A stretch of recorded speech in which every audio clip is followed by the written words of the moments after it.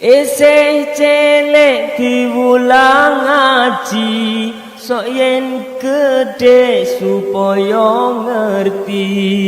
Ngaji iku gampang syarate, asal manut karo gurune. Assalamualaikum warahmatullahi wabarakatuh. Bismillah, alhamdulillah, wala hawla wala quwata illa billah. Asyhadu an la ilaha illallah wahdahu la syarika lah, wa asyhadu anna sayyidana wa nabiyyana Muhammadan abduhu wa rasuluhu alladzi la nabiyya ba'dah. Allahumma shalli ala sayyidina Muhammad wa ala ali sayyidina Muhammad. Amma ba'du. Para subscriber sekalian, para teman-teman dan para netizen yang budiman, mudah-mudahan kita senantiasa berada di bawah naungan rahmat dan maghfirahnya Allah Subhanahu wa taala. Amin Allahumma amin. Pada kesempatan kali ini kita akan membahas tentang tuduhan-tuduhan oknum atau kelompok atau orang yang menuduh bahwasanya Kiai Imaduddin Utsman Al-Bantani ketika beliau mempublikasikan hasil riset ilmiahnya yang berjudul Menakar Keabsahan Nasab Para Habaib di Indonesia, kemudian dituduh ini adalah bentuk propaganda kebencian kepada para habaib. Ini adalah fitnah, ini adalah adu domba. Orang yang tidak percaya kepada habaib sebagai keturunan Nabi Muhammad, maka orang itu telah keluar dari keimanannya. Bahkan dikatakan bahwa orang itu adalah orang munafik. Apakah benar seperti itu? Maka mari kita akan bersama-sama belajar untuk memahami bagaimana kaul para ulama, bagaimana kaidah usul fikih, dan bagaimana Allah itu berfirman di dalam Al-Quran yang berkaitan dengan pembuktian dari segala sesuatu. Nah, pada kesempatan kali ini saya akan mengutip kaul ulama. Para ulama itu berkata, kullu mudda'in mumtahanun wad da'wa la tasihhu biduni burhanin au dalilin. Yang artinya tiap-tiap pengakuan mumtahanun itu harus diuji. Wad da'wa, dan adapun pengakuan la tasihhu itu tidak benar biduni burhanin, tanpa disertai dengan bukti, au dalilin, atau dalil. Nah ini ya, berarti kita mempertanyakan keabsahan nasab para habaib atau siapapun itu nggak ada masalah. Kenapa? Karena pengakuan mereka itu tidak bisa dibenarkan apabila mereka tidak bisa mendatangkan bukti dan dalilnya. Nah itu yang pertama ya teman-teman ya.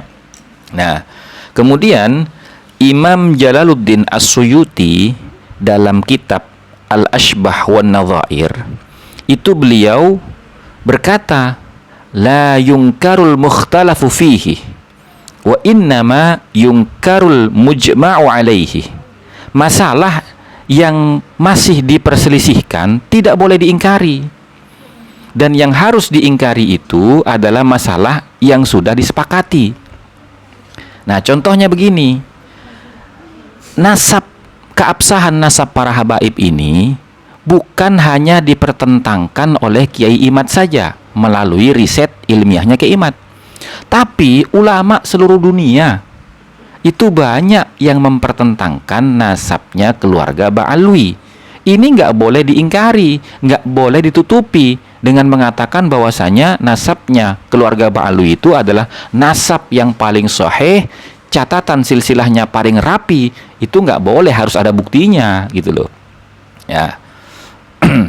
Nah kemudian kita contohkan nih di dalam surat Ali Imran ayat 92 ya. Bunyi ayatnya, lan tanalul birrah hatta tunfiqu mimma tuhibbun.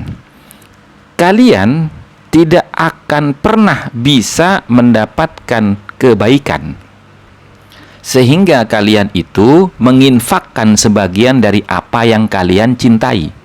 Maksudnya di sini kalian tidak akan pernah mendapatkan pahala Yang disebut pahala di sini apa? Surga. Kalian tidak akan pernah bisa masuk surga. Gitu loh. Hatta tunfiqu mimma tuhibbun, sehingga kalian itu mau menginfakkan sebagian dari harta yang kalian cintai, yang kalian sukai. Artinya apa? Kamu pengen masuk surga. Buktinya apa?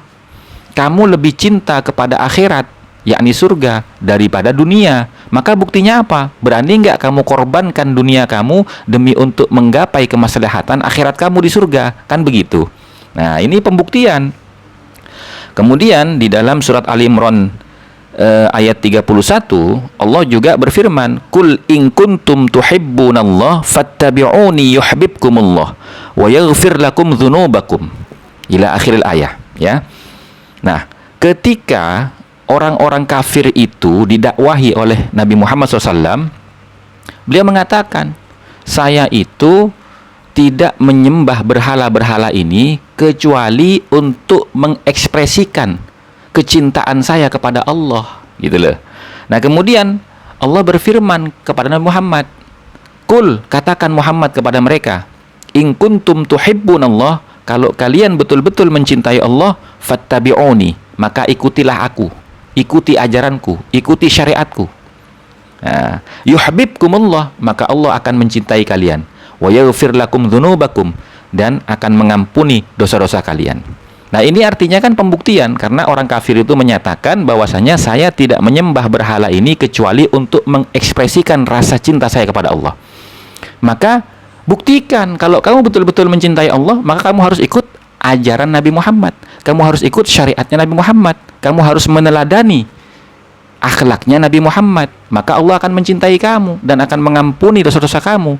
Kalau kamu mengatakan cinta kepada Allah, tapi cara mengekspresikan cinta kamu tidak sesuai dengan ajaran Nabi Muhammad, tidak sesuai dengan perilaku Nabi Muhammad, tidak sesuai dengan sunnahnya Nabi Muhammad, syariatnya Nabi Muhammad, maka kamu bohong cintanya itu. Nah, ini kan artinya kita boleh untuk meminta pembuktian atas segala sesuatu. Tidak hanya urusan agama, urusan dunia aja kita minta pembuktian, kan begitu. Nah, jadi saya berharap kepada teman-teman sekalian, para netizen ya, baik itu dari kalangan para asatid, para ulama, para habaib, para kiai yang ikut menyimak diskusi yang telah menjadi polemik ini, untuk tidak mengarahkan kepada tuduhan-tuduhan yang negatif. Ini adalah diskusi ilmiah dan dibenarkan oleh syariat.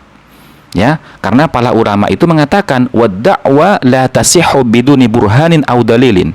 Pengakuan itu tidak bisa dibenarkan tanpa adanya bukti dan dalil. Kira-kira begitu ya teman-teman ya.